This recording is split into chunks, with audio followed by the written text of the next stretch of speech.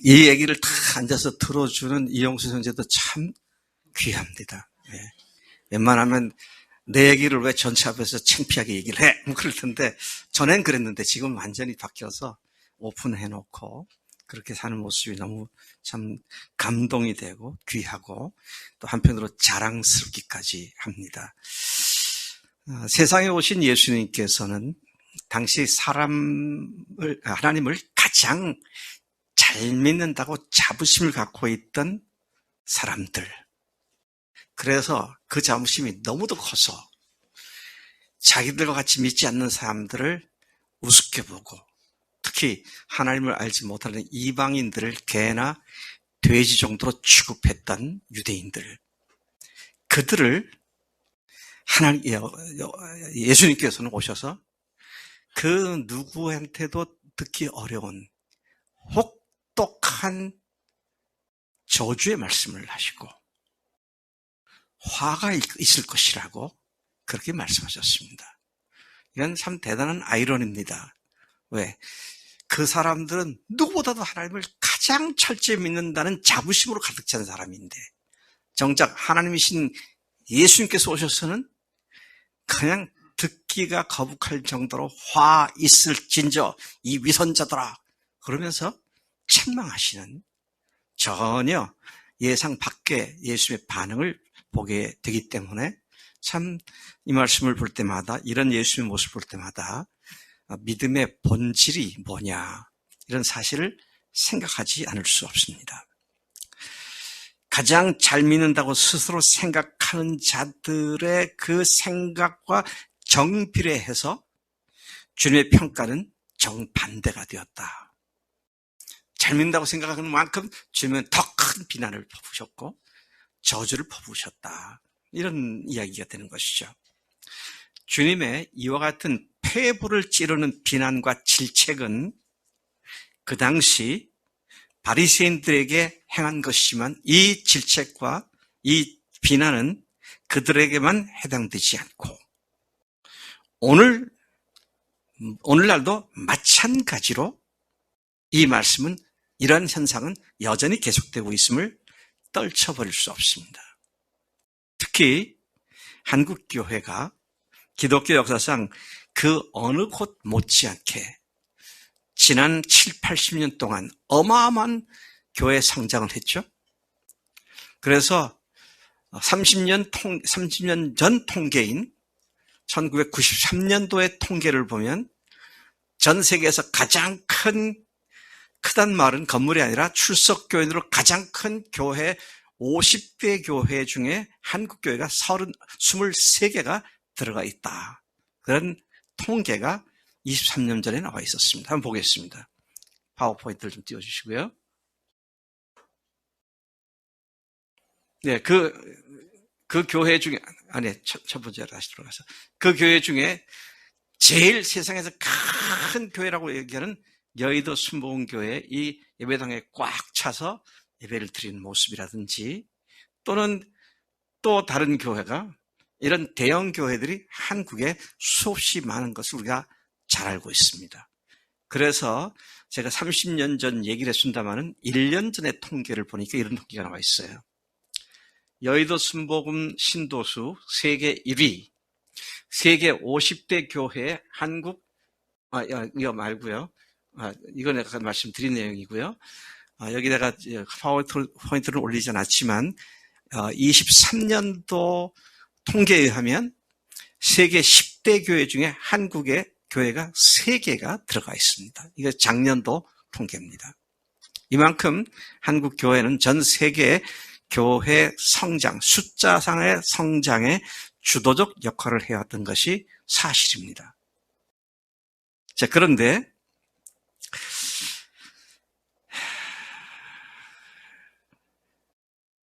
이렇듯 숫자는 압도적으로 많은데 기독교가 불신자들로부터 받는 비난과 질책은 실로 엄청 큰 것이죠.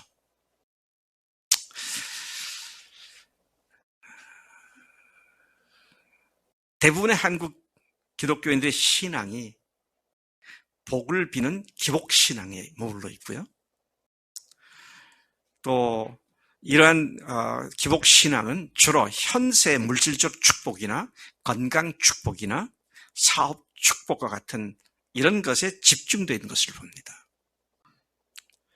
이걸 일컬어서 현세 물질주의와 또 인본주의 신앙이라고 그렇게 말할 수 있을 겁니다.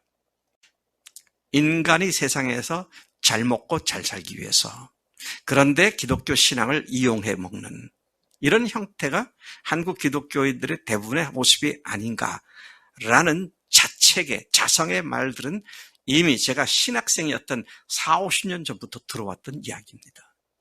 근데 지금도 전혀 상황은 개선되지 않고 있습니다. 이런 사실을 생각할 때면 주님 앞에서 한없이 한국 교인으로서 죄송스럽고 슬프고 고통스러운 마음을 금할 길이 없습니다. 모처럼 용기를 내어서 전도를 하려고 하나님이나 예수님 이야기를 꺼내기만 하면 적지 않은 사람들이 목사, 장로, 집사의 위선적이고 허구적인 신앙 형태를 거론하면서 더 이상 말도 못 붙이게 만드는 이런 반응이 저만의 경험이었으면 좋았겠어요.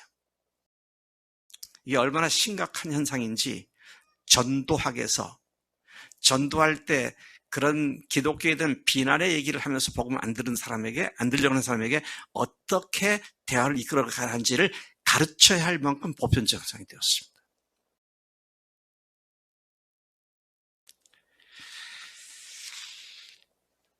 사회적인 무리를 일으키는 대형 사고들이 종종 발생하잖아요.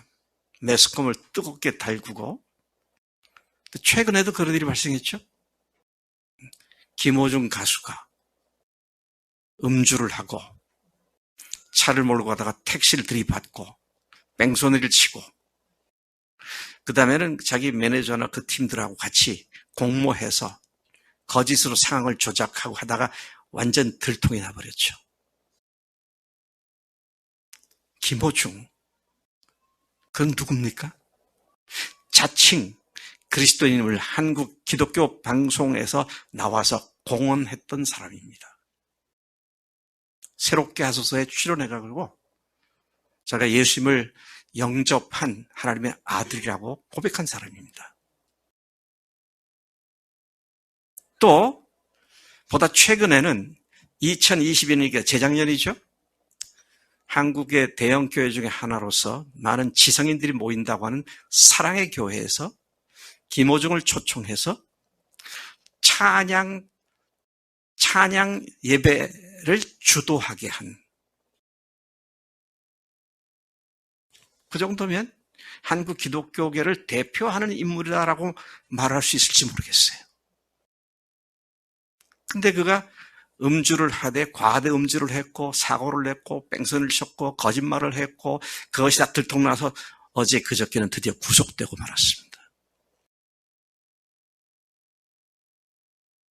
저는 김호중 가수가 그의 말대로 예수 믿는 사람이라고 좀 그렇게 생각을 해요. 근데 왜 그가 그런 일을 했을까요? 그 이유는 그렇게 믿는 믿음 가운데 있어도 여전히 자기가 주인되어 살았기 때문입니다. 여전히 자기가 하고 싶은 대로 하나님을 완전히 무시해버리고 자기 욕구와 충족대로 그렇게 살려다 보니 그렇게 돼버렸어요. 저는 이 사람이 이슈가 되기 때문에 이 사람을 비난하기 위해서 말하는 거 아닙니다. 비난하기 위해서 아니고요. 여러분이나 저나 오늘 성령께 통치받고 성령께 순종하지 않으면 똑같이 언제든지 그렇게 될 수 있다고 하는 이 위험성을 얘기하고 있는 겁니다. 저는 김보중 씨를 해서 그제 기도했어요. 어떻게? 하나님, 이 일이 그에게는 큰 회개의 기회가 되어서 이전보다 그가 놀라운 사람으로 바뀌어서 하나님의 영광을 드러내는 일에 앞으로 쓰임받기를 원합니다. 그렇게 기도를 했어요. 지금도 그 마음을 계속 갖고 있고요. 그러나 그의 실수가 오늘 나에게도 비춰지는 면이 있다고 하면 나부터 회개를 해야 되죠. 나는 예수를 믿고 있기 때문에 절대 죄를 안 져라고 할 수 있는 사람이 있습니까? 아무도 없어요. 근데 분명한 사실은 주님이 주인이신데 내가 그 자리를 다시 찬탈해가지고 내가 주인 행세하게 될 때는 그보다 더 형편없는 자리로 나락으로 떨어질 수밖에 없다고 하는 이 사실을 우리가 분명하게 인식을 해야겠다는 것이죠. 우리가 예수님에 대한 호칭이 많지 않습니까? 그리스도, 메시아, 구세주, 주님 여러 가지가 있잖아요. 근데 그 중에 가장 대표적인 주님의 이름이 뭡니까? 우리가 가장 자주 부르는 이름이 주님이에요. 과연 우리가 그분을 주님으로 대접하며 살고 있느냐? 말은 그렇게 하는데 실제는 내가 모든 걸 주도해서 산다면 he's liar, 거짓말쟁입니다. 그의 믿음은 거짓이에요. 정말 뭘 하더라도 내가 주님께 순종하고 주님 말씀하신 대로 쫓아가는 것. 이것이 그리스도의 삶이고 이것이 실패 없는 승리하는 그리스도의 삶의 비결이라는 말씀인 것이죠.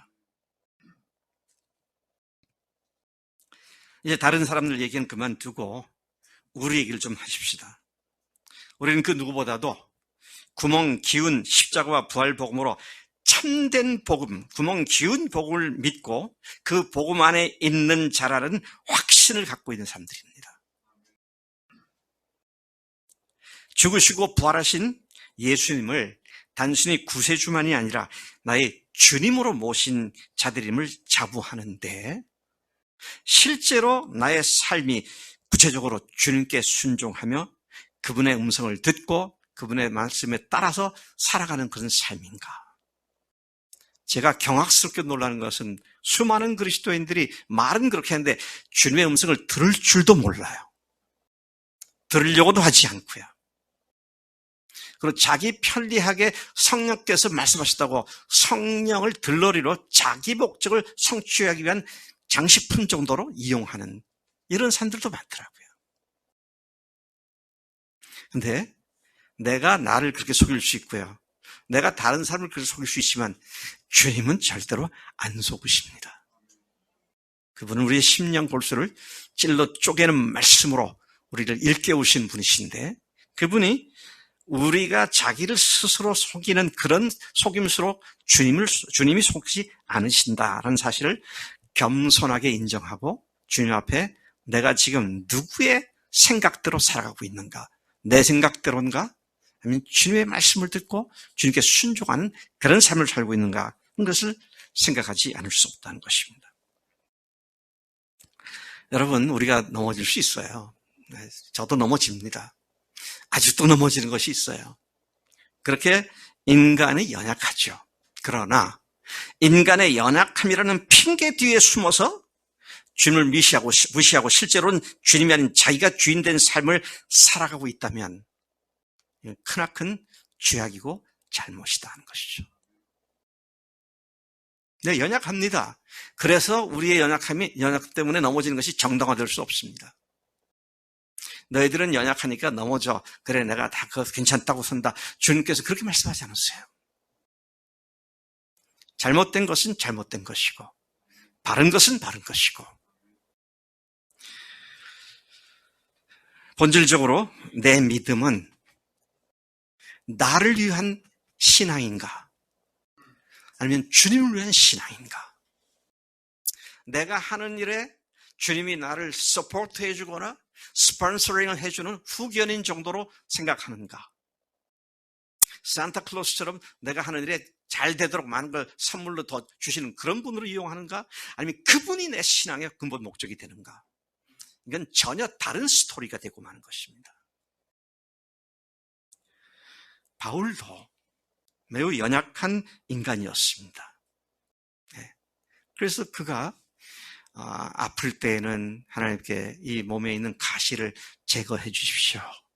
3번씩이나 기도를 하고 또 함께 1차 전도여행을 갔던 마가가 중간에서 도망을 치고 나니까 2번째 선교를 갈 때는 마가도 데려가자는 신라에게 화를 내면서 심히 둘이 다투어서 신라와 바울이 각각 다른 길로 선교하러 갔던 이야기도 우리는 잘 알고 있습니다. 베드로도 마찬가지죠. 이방인들과 같이 식사하다가 유대에서부터 예루살렘부터 유대인 그리스도인이 온다는 얘기가 들려오니까 슬그머니 자리에서 일어나서 마치 그 자리에 없었던 것처럼 위선적으로 도망을 친 일이라든지. 좀 죄송한 말이지만 그들의 그런 모습을 보면 참 위로가 돼요. 이분들도 이렇게 했는데 나도 그럴 수밖에 없지. 그런데 그렇기 때문에 괜찮다가 아니잖아요.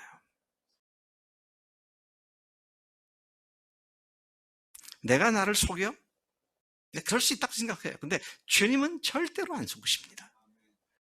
우리의 심장 폐부를 찔러 쪼개시는 분은 아니신데 마음의 생각과 생각을 감찰하시는 분이신데, 자, 그런 의미에서 나는 얼마나 근본적으로 주님으로 모신 자로서 주님께 여쭙고 주님의 음성을 듣고 주님께 주는 확신을 가지고 삶을 살아가고 있는가. 이것이 나를 위한 신앙인가 주님을 위한 신앙인가의 또 다른 척도가 된다는 것이죠. 바울도 조금 전에 말씀드린 연약한 인간이었지만 그는 언제나 주님께 다시 엎드리고 순종하고 성령의 열매를 맺기 위해서 안간힘을 다했던 하나님의 위대한 종이었음을 보게 됩니다.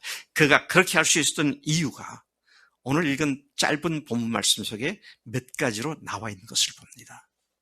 그래서 오늘 이 말씀을 빌립보서 3장에 있는 말씀을 가지고 잠깐 묵상하는 가운데 하나님께서 우리에게도 바울과 같은 믿음으로 다시 회복시키시는 축복이 있기를 소망합니다. 사도 바울은 사실 우리의 최상의 모델입니다. 그가 이렇게 했다면 우리도 그렇게 해야겠다라고 하는 모델로 우리에게 제시되어 있는 인물이죠. 오늘 읽은 본문 말씀 7절과 8절에 보면 그러나 무엇이든지 내게 유익하던 것을 내가 그리스도를 위하여 다 해로 여길 뿐더러 또한 모든 것을 해로 여김은 내게 유익하던 것을 해로운 것이다. 나를 손해를 끼치는 것이다. 또 모든 것이 나에게 손해를 끼치는 것이다. 그렇게 생각하게 되는 이유는 내 주 예수 그리스도를 아는 지식이 가장 고상하기 때문이다. 그렇게 말씀을 하고 있습니다. 가장 고상하기 때문이다라고 하는 그 다른 성경 버전에 보면, 번역본에 보면 영어에서는 excellency of knowing Jesus 그랬어요. 예수님을 아는 지식의 탁월성, 우월성, excellency 그렇게 말하죠. 다른 어떤 것에 비해서 예수님을 아는 지식만큼 고상하고 우월한 것은 아무것도 없다. 제가 한번 물어볼게요. 여러분 예수님을 아십니까? 정말 아세요? 여러분들이 박영철 목사를 아십니까? 우리 이점숙 자매님, 그 동네에 사는 누가, 아니, 당신 교회 다닌다며, 근데 박영철 목사라는 분을 알고 있어? 그러면 뭐라고 하시겠어요? 당당하게 알고 있다 그러죠. 근데 저를 정말 아세요?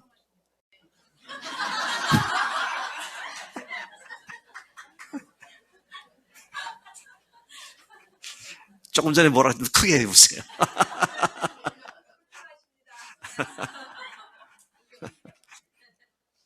근데 아직 저를 모르세요.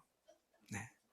저의 장점이 뭐고 단점이 뭐고 제가 간절히 소망하는 건 뭐고 제가 가장 싫어하는 건 뭐고 다 모르세요. 그냥 설교하고 교회에서 만나는 그때 받은 인상 정도로 알고 계신 거죠. 정말로 깊이 안다는 건 참 복된 일입니다. 저는 제 집사람하고 50년을 같이 살았어요. 오래 살았죠?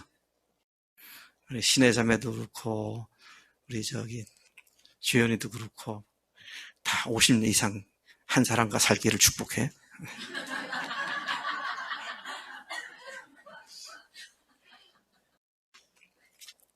50년을 살았는데, 근데 제가 요즘도 깜짝 놀라요. 이 사람이 이런 사람이었구나.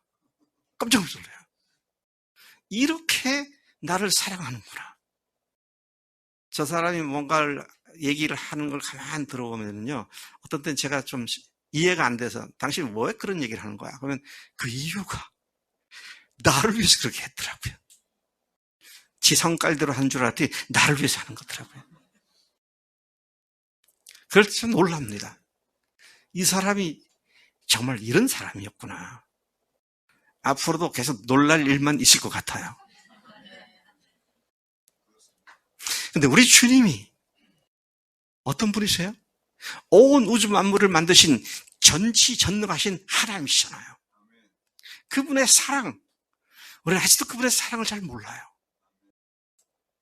사실은요, 우리가 주님의 사랑을 어느 정도로 지금 아느냐 하면 로마서 5장 말씀에 근거하면 우리 손끝에다가 그분의 사랑을 조금 찍어서 이게 맛을 보고 이야 참 좋은 사랑, 이 정도밖에 몰라요. 십자가 부활 복음으로 다 됐다. 되긴 뭐가 돼? 이제 출발인데.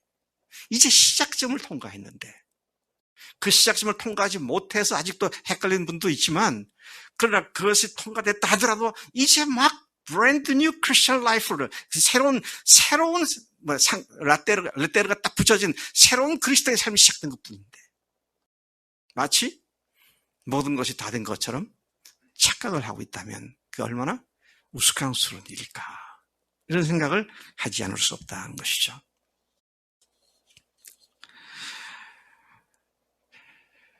그 사도 바울은 성령께서 그를 강력하게 사용하실 수 있었던 이유가, 그가 부활하신 예수를 만난 후 부활하신 주님과 동행하는 삶을 살면 살수록 그 예수님이 얼마나 놀라우신 분이신지, 그분의 사랑이 얼마나 무궁무진한지를 더욱더 경험하게 되면서 그분을 아는 지식이 세상의 그 어떤 지식과도 비교할 수 없는 가장 고귀한 것임을 알았기 때문에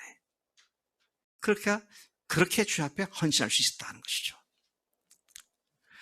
여러분, 주님을 믿는 삶을 살면 살수록 그분을 알면 알수록 지금까지 소중하게 여겨왔던 것들이 하찮은 것들로 여겨지고 있으십니까?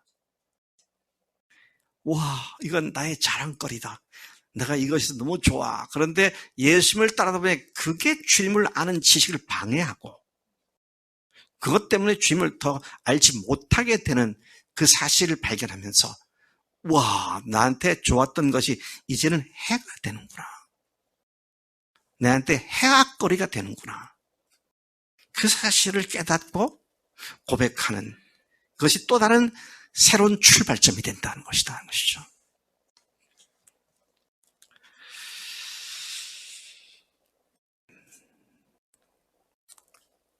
자, 제가 조금 더 오늘 설교의 주제가 약간 여러분들에게 도전적인 내용이 되기 때문에 조금 무거울 수 있습니다만은, 그러나 얘기가 시작됐으니까 좀 더 얘기를 하겠습니다. 여러분은 주님을 믿는 삶을 살면 살수록, 그분을 알면 알수록 지금까지 소중히 여겨왔던 것들이 정말로 하찮은 것으로 보여지고 있습니까? 세상 것을 사랑하고 그것들에 집착하는 것이 주님을 알고 주님과 함께 사는 삶에 방해가 되기 때문에 그것들을 잃어버린 자로서 살아가고 있으신가요? 네. 잘 꾸며진 좋은 아파트, 좋고 편안한 자동차, 화려하고 값비싼 명품, 미각을 위하여 맛집을 찾아다니는 삶, 육체를 만족시키는 쾌락, 그러면서 동시에 믿음 좋은 사람이라고 스스로 생각하며 또 그렇게 보여지기를 원하는 역설적인 삶을 살고 있지는 않은가. 예수님을 더욱 깊이 알고 경험하는 것보다 더 좋은 것이 없음을 아는 신앙은 그런 모든 세상적이고 육신적인 것들을 해로 여기는 신앙이라는 것이죠. 여전히 그것들이 동경의 대상이 되고 있다면 즉 내 신앙이 해를 입고 있으며 그 결과는 큰 낭패밖에 없음을 알아야 한다는 것입니다. 바울은 이전에 가졌던 자기를 자랑스럽게 만들었던 모든 것을 해로 여겼다. 모든 것을 포기했고 잃어버린 자로 여기며 살았다고 고백을 합니다. 나에게는 모든 것이 다 장애물로 생각됩니다. 나에게는 내 주 그리스도 예수를 아는 지식이 무엇보다도 존귀합니다. 나는 그리스도를 위해 모든 것을 잃었고 그것들을 모두 배설물로 여기고 있습니다. 우리말로 번역하는 사람이 상당히 뭐라 그럴까요? 품위가 있는 분 같아. 왜 품위가 있느냐? 배설물로 여겼다 그랬거든요. 근데 영어 성경 중에 제일 권위 있다고 말하는 번역이 이제 킹 제임스 버전이거든요. 거기에는 정확하게 뭐라고 번역하고 있냐면 우리말로 배설물로 된 단어가 영어로는 D-U-N-G라고 되어 있습니다. 덩 그랬어요. 어떻게 또 우리말하고 똑같아. 똥 안 하고 덩 그렇더라고요.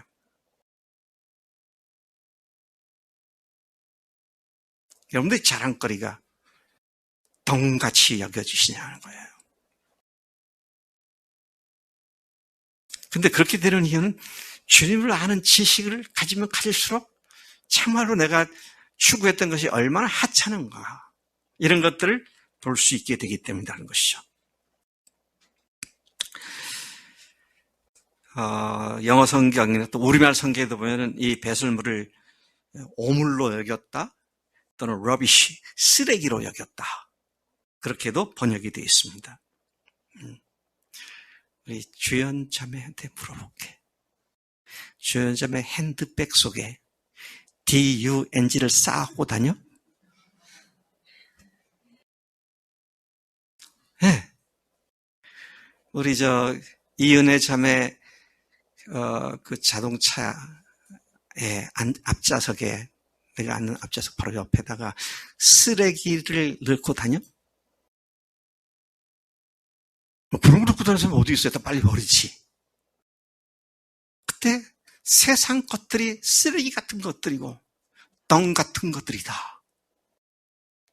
그런데 여러분, 실제로 여러분들 세상의 부귀, 영화, 자기 자랑, 성광, 자기를 갖다가 나타내는 이런 모든 것들이 다 덩 같은 것이라고 그랬는데 그거 끼고 살지 않으세요?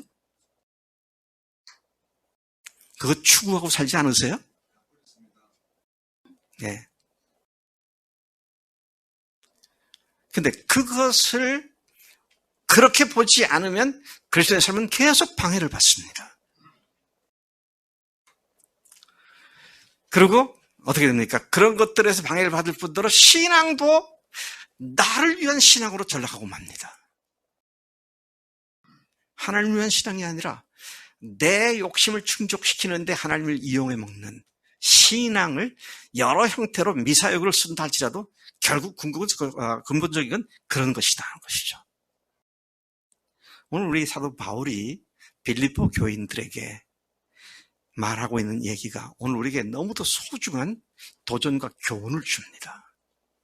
내가 무엇을 하든지 정말 이것이 어떻게 주님을 위해서, 복음을 위해서, 영혼들을 위해서 귀하게 쓰임받을 수 있을까? 이게 잘 살펴지고 그래서 참 귀한 것이다라고 할 때는 우리가 전심전력해서 그 믿음으로 달려나가는 이게 마땅한 일이다라는 것이죠. 사도 바울은 그리스도를 얻고 그 안에서 발견되기를 원하는 신앙을 갖고 있습니다. 주님 안에서 자기가 인정받는 자로 발견되기를 원하는 마음을 가지고 이런 이야기를 하고 있는 것이죠. 8절 이하 9절까지 보면 그리스도를 얻고 그 안에서 발견되려 함이니 내가 가진 의는 율법에서 난 것이 아니요 오직 그리스도를 믿음으로 말미암은 것이니 곧 믿음으로 하나님께로부터 난 의라는 그런 믿음 때문에 세상 것들에 대해서 해로 여긴다고 그렇게 말하고 있죠. 현대인을 위한 성경에서는 이렇게 번역되어 있습니다. 좀 더 이해하기 쉽게 되어 있는데요. 내가 그 모든 것을 쓰레기처럼 여기는 것은 그리스도를 얻고 그분과 완전히 하나가 되기 위한 것입니다. 새 번역에서도 보면 그리스도 안에 있는 사람으로 인정받으려고 합니다. 주님께 인정받는 사람, 주님과 완전히 하나가 된 사람, 그래서 나를 보면 사람들이 주님을 만나게 되는 그런 삶을 살기 위해서 자기가 모든 것을 해로 여겼다. 그렇게 말씀하시죠. 여러분, 여러분과 예수님이 완전히 하나가 되길 원하십니까? 예, 근데 마음으로 말은 하는데 실제로 하나님과 하나가 되면 세상 것들 다 잃어버릴까봐 걱정되지 않으세요? 그럼 적당한 선을 그어가지고 세상 것도 좀 누리고 그리고 믿음 생활도 좀 잘하고 양수겹장 그런 일은 양수겹장으로 되는 것이 아닙니다. 오로지 주님 앞에 온전히 나갔을 때 주님께서 세상 것들이 오물로 보일 만큼 하찮은 것을 알게 하시고 주님께로 집중하는 것이 주님을 아는 것이 주님을 경험하는 것이 세상과 어떤 것보다 귀하다고 하는 사실을 확증시켜 주신 줄로 믿습니다. 예수님의 온전한 인격을 정말로 담기를 원하는가? 원수를 사랑하신 주님처럼 내가 그런 사랑의 사람으로 변화되기를 원하는가? 그분을 믿음으로 시작된 나의 영적 순례의 길이 과정과 끝에 주님과 같은 사랑과 능력으로 그리스도 안에 있는 사람으로 인정받는 자가 되기를 원하는가? 그리스도인의 궁극적 목적은 그 어떤 사역의 성취가 아니라 주님 자신과 완전히 하나가 되는 것이며 나를 보면 내 속에 계신 주님을 주변 사람들이 볼 수 있는 그런 성숙함이 아주 중요한 목표가 된다는 것이죠. 그래서 아까 보았던 것처럼 바울은 전에 자신이 자랑거리로 여기고 소중한 것으로 여겼던 것들을 이제는 반대로 죽으시고 부활하시고 지금 내 삶의 주인 되신 예수님을 알아가고 그분 안에 있는 믿음의 사람이 되어가는 일에 그것들이 오히려 방해가 되었기 때문에 모두 버렸다고 말씀하고 있죠. 마귀란 놈은 현대 사회의 모든 현상을 우리들의 삶의 기준으로 삼아서 그 현상대로 살지 못하면 나고자인 것처럼 혼돈케 착각하게 만들죠. 저는 여러분들이 믿거나 말거나 제가 유학을 하면서 미국에 자기 땅에서 석유가 나는 석유회사의 사장과도 식사를 했어요. 그분의 땅이 얼마나 큰지 오클라호마시 한복판 안에 그분의 가정이 기증한 땅 이름을 따서 우리로 말하면 한 구죠. 네, 유성구, 대덕구. 한 구의 이름이 진 에어커라고 하는 그런 구 이름을 갖고 있을 만큼 아주 어마어마한 거부입니다. 근데 그분하고 식사를 했어요. 어디서 했느냐? 햄버거 집에서. 그래서 그분이 먹는 햄버거는 특별히 금가루를 더 쳤나. 내가 먹은 거 똑같더라고요. 조금 더 기름지고 더 맛있는 음식을 먹고 덜 먹고 그런 차이일 뿐이지. 하루 세 끼 먹고 사는 건 똑같아요. 제가 20년 전에, 벌써 24년 됐네요. 24년 전에 황용리, 지금 세종시가 됐습니다. 옛날에는 연기군, 금남면, 황용리 몇 번시. 그렇게 이제 가서 집을 지었고, 들어가서 살기 시작했는데, 좋더라고요. 드디어 내가 로망으로 꿈꿨던 전원주택에 살게 됐구나. 근데 그게 한 3개월 가더라고. 지금은 그 집이 저한테는 애물단지예요. 웬 일거리가 그렇게 많은지. 또 오늘도 저녁에 들어가면 저 잔들 깎아야 되는 거 아닌가. 저 소나무는 언제 어디까지 쳐야 되지? 개는 왜 똥을 그렇게 많이 싸? 뭐 하여튼 끊임없어요. 한 260평 되다 보니까 온 사방에 뭐 뱀도 있고 깨구리도 있고 두꺼비도 있고 또 두더지 그런 것도 나오고. 근데 그게 너무 힘든 거예요.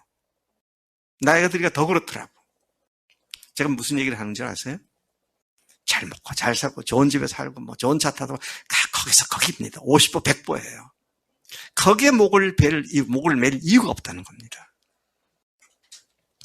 자, 이 바울이 그 다음에 하는 말이 저를 아주 숨이 팍팍 막히게 만들더라고요. 바울이 이걸 목표로 했단 말이야? 이런 사람이 세상에 어디 있을까? 너무 놀랐어요. 그건 뭐냐면 부활의 권능을 알기 원해서 자신도 부활하기를 원한다. 인간이 예수님 외에 부활한 사람이 어디 있어요? 나중에 주님 오실 때는 우리가 부활하겠지만 그 전에 아무도 없잖아요. 근데 바울이 그걸 잘 알면서도 예수님을 닮아가는 데 있어서는 그분이 십자가에 죽으신 것처럼 나도 그 십자가 고난에 동참하기를 원하고, 예수님 부활하신 것처럼 나도 그분이 부활하신 것에 나도 참 동참하기를 원한다고. 와, 이젠 바울 앞에 완전히 기가 눌리고 말더라고요. 이렇게 기도했구나. 이걸로 소망 삼았구나. 네. 저는 사람들 앞에 영광 받는 것에 대해서 별로 익숙치가 않아요. 또 원치도 않고요. 사람들의 영광을 받으면요, 하늘나라에 가서 받을 영광의 상이 없어져. 그러니까 사람들이 나를 대수롭게 안 해도 오케이, 괜찮아요. 왜 하늘나라에서 받을 것이 점점 세이브가 돼서 점점 축적될 테니까. 그런데 이 바울은 내가 주님이 어떻게 해서든지 부활에까지도 참여하기를 원한다. 그분의 부활의 권능이 무엇인지를 알게 되기를 원한다. 그렇게 이야기를 하고 있지 않습니까? 십자가와 부활은 모든 믿는 자들에게 구원을 주시는 하나님의 능력인 줄로 믿습니다. 그런 절대적인 하나님의 능력을 자신도 예수님처럼 직접 경험해보고 싶다는 바울의 소원 앞에 우리도 공감되는 신앙으로 성장되기를 축복합니다. 네. 부활의 권능을 알기를 원한다. 부활의 권능이 뭐죠? 부활의 권능을 어떻게 설명할 수 있을까? 뭐라고 얘기했을까? 제가 생각하는 대로 몇 가지를 적어봤어요. 우선 부활의 권능은 뭐예요? 죽은 자를 살리는 능력입니다. 죽은 자를 살리는 하나님의 능력이죠. 또 부활의 권능이 뭡니까? 절망을 소망으로 바꾸는 하나님의 능력입니다. 이제는 망했구나 라는 상황 속에 새로운 소망이 생겨나는 것. 이것이 부활의 신앙이라는 것이죠. 이것이 부활의 권능이라는 것이죠. 또 부활의 권능이란 뭡니까? 지옥을 천국으로 바꾸는 능력이죠. 또 부활의 능력은 뭡니까? 마귀의 최종 병기가 뭐죠? 사람들을 위협하는 최고의 무기? 죽음입니다. 그 마귀의 최종 병기를 완전히 박살낸 능력이 부활입니다. 왜요? 죽음을 깨트리고 부활하셨으니까요. 따라서 우리는 이 부활의 권능을 매일 매순간 누리며 사는 삶을 사는 것이 그리스도의 삶이다 하는 것이죠. 언젠가 우리가 부활하겠죠. 근데 그건 주님이 오실 때 될 일이고, 오늘 우리가 부활의 능력을 경험하는 건 모든 절망적인 상황이 오히려 소망으로 바뀌고 완전히 포기했던 것이 새로 시작되어지는 그 하나님의 능력, 이것이 부활의 능력인데, 어떻게 해서든지 내가 이 부활의 권능에 동참하기를 원하고 이 권능을 더 깊이 알기 원한다. 그래서 아까 우리 윤보열 형제가 간증식 할 때 부활 그랬잖아요. 원조가 누구죠? 네. 원조하고 그다음에 그 새끼라 그래야 되나? 좀 다른 게 있더라고. 원조는 부활 그런데 새끼는 부활 그러더라고요. 여러분, 우리가 부활이라는 단어를 무슨 주문 외우시는 거 아닙니다. 부활을 외침으로 어떻습니까? 부활의 권능을 다시 생각하고 내가 있는 상황에서 힘있게 다시 박차고 일어나는 큰 믿음을 갖기를 소망하며 기회만 있으면 부활을 외치는 우리가 되어야 할 줄로 믿습니다. 제가 그래서 우리 집에 개 2마리 이름을 그래서 부활이라고 지고 나니까 지금 생각해도 너무 잘 지었어. 왜냐면 새벽마다 새벽 기도하고 집에 들어갈 때마다 동네가 떠나도 제가 일부러 크게 하거든요. 부활! 그렇게 불러요. 근데 하나가 죽었어. 부가 죽고 활만 남았어. 그래서 아예 그놈을 갖다 그놈을 갖다가 활 그러다가 부활 그러죠. 그럴 때마다 신나요. 십자가에서 죽음으로 끝난 것이 아니라 새 생명 가운데 하나님께서 예수님을 다시 살리셔서 그분이 하나님으로 죽으신 것을 증명해 주시고 그냥 막연하게 무조건 믿어가 아니라 뭐예요? 부활의 증거를 통해서 그분이 하나님으로서 나의 죄를 죽으신 하나님이시구나. 그래서 우리가 예수님을 나의 주, 나의 하나님으로 고백하게 되는 줄로 믿습니다. 이제 이 바울은 아까 읽었던 끝부분에 가서 뭐라고 말하냐면 끝까지 하나님께서 부르신 상을 위하여 달려가는 신앙을 얘기하고 있습니다. 이런 성숙에 대한 그의 거룩한 소망은 사실상 어느 정도 바울이 달성한 상태였다고 말해도 무방할 만큼 그의 생의 마지막 언저리에 지금 하신 말씀이거든요. 그러니까 30세쯤 예수 믿었다면 6, 7세, 5, 6세에 순교를 당했으니까 30수년 동안 주님을 섬기고 살았던 사람입니다. 이 정도면 그 얼굴에서 광채가 날 만큼 성숙했다 말할 수 있잖아요. 그런데 바울이 뭐라고 합니까? 나는 아직도 이뤘다함도 아니고 내가 도달했다는 것도 아니고 계속 부르심을 향해서 난 달려간다. 조심해야 합니다. 구멍 기운 부활 복음을 내가 믿었고 내가 또 성경 공부도 했고 교회도 열심히 나오고 내가 이러니까 이제는 조금 내가 성장해서 어느 정도 됐구나 라고 생각하는 순간 나락으로 굴러 떨어진다는 사실을 알아야 합니다. 그래서요, 제가 대화하다가 내가 예수 믿는 사람입니다. 그러면서 쭉 얘기를 들으면 왕년에 내가 이런 일을 했고 왕년에 이렇게도 했고 왕년에 내가 이런 하나님 일도 했습니다. 라고 말하는 사람들 치고 별 볼 일 있는 사람들이 없더라고요. 주님은 지금 내가 어떻게 주님과 더 깊이 닮아가고 있는가, 더 성장하고 있는가, 그걸 보시지. 그래서 사도 바울이 모르겠어요. 뒤의 것은 잊어버리고 앞만을 해서 계속 달려간다. 그렇게 말씀을 하고 있는 것이죠. 그래서 저는 오늘 설교를 마치기에 앞서서 나를 위한 신앙인가? 하나님을 위한 신앙인가에 대한 기본적인 굵은 선을 다시 한번 제시해야겠다. 그래서 제가 지금 들고 있는 이 책, 하나님을 경험하는 삶, 헨리 블랙가비 목사님이 쓰고, 이 책은 어마어마하게 팔린 책입니다. 보통 한 저자가 책을 팔아서 그거 우리나라에서는요, 특히 기독교계에서는 한 10,000권 팔리면은 아주 잘 팔리는 책입니다. 제 책, 구멍난 복음을 기호라도 한 15세인가 16세까지 갔거든요. 그거 다 합쳐도 아직 15,000, 6,000권을 넘지 않아요. 근데 이거 성경 공부 교재고 이렇게 두껍잖아요. 크기도 되게 크잖아요. 사이즈만 보면 벌써 질려요. 근데 이게 한국에서만 제가 들었던 최근의 뉴스까지 하면은 26만 권이 팔렸습니다. 책을 출판하는 일에 관계가 없으니 안 놀라시는데 성경 공부 교재가 26만 권 팔렸어요. 제가 그럼 좀 말을 바꾸겠습니다. 미국에서 이 책이 원래 만들어진 이 책이 얼마나 팔렸는가? 1,400만 권이 팔렸다는 소리를 제가 들었어요. 1,400권 아니고 1,400만 권. 그렇게 많은 그리스도인들에게 큰 영광과 은혜를 준 책입니다. 근데 이 책을 잘 보면 딱 한 가지 그림으로 요약이 됩니다. 자, 한번 어떻게 요약되는지 보겠습니다. 이렇게 요약이 돼요. 제가 이걸 영어로 된 걸 옮긴 건 한글로 된 것을 찾아보니까 이렇게 설명이 잘 안 나와 있어서 해오긴 해왔지만 우선 이렇게 보여드립니다. 여기 지금 보시면은 굉장히 중요한 사실을 알려주고 있어요. 하나님이 계시잖아요. 근데 하나님의 일, 이 말은 무엇이냐면 여기서 쭉 큰 화살표가 이렇게 가고 있죠. 창세 때부터 하나님은 저 끝에까지 하나님의 일을 계속 하고 계신다는 겁니다. 지금도 그 일을 하고 계세요.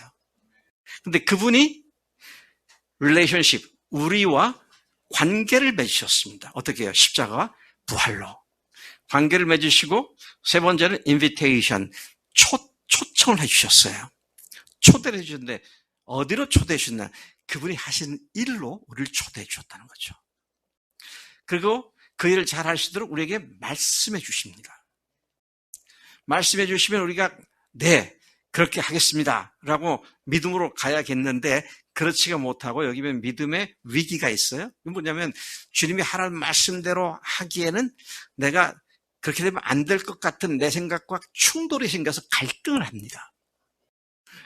근데 앞만 봐도 하나님의 말씀이 없기 때문에 나중에 adjust, 내 삶을 주님의 말씀에 조정을 하죠.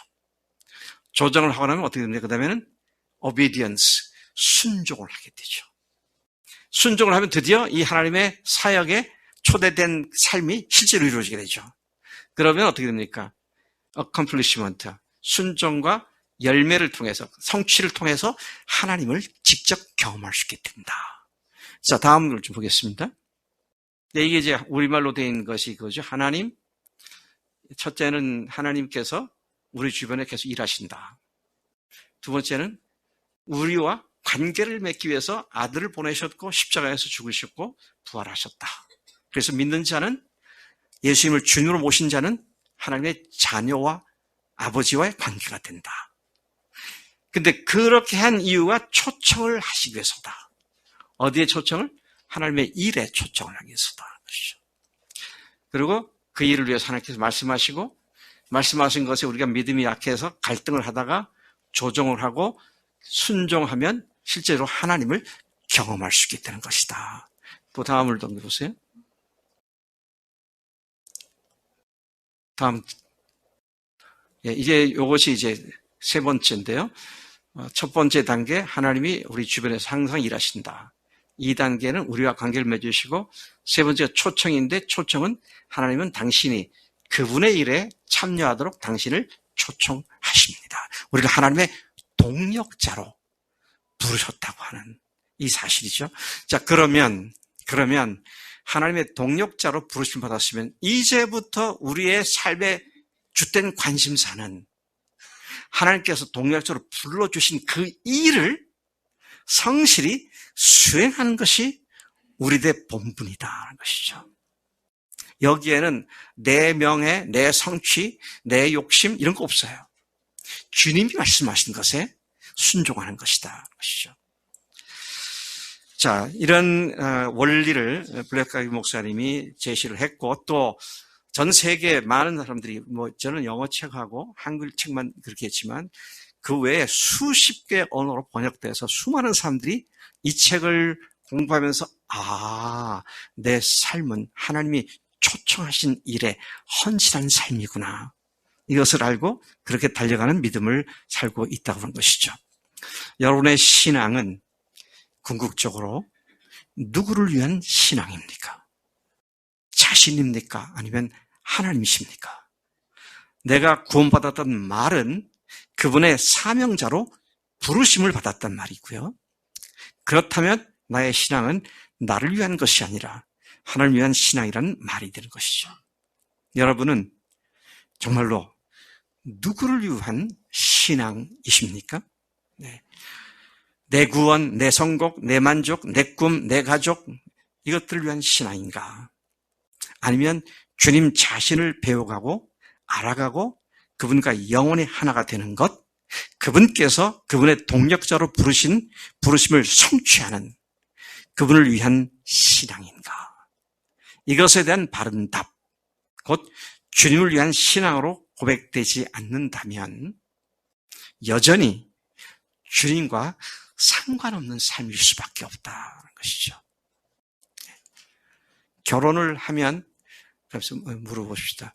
현준 형제, 왜 사람들이 결혼을 해? 너도 결혼할 거잖아.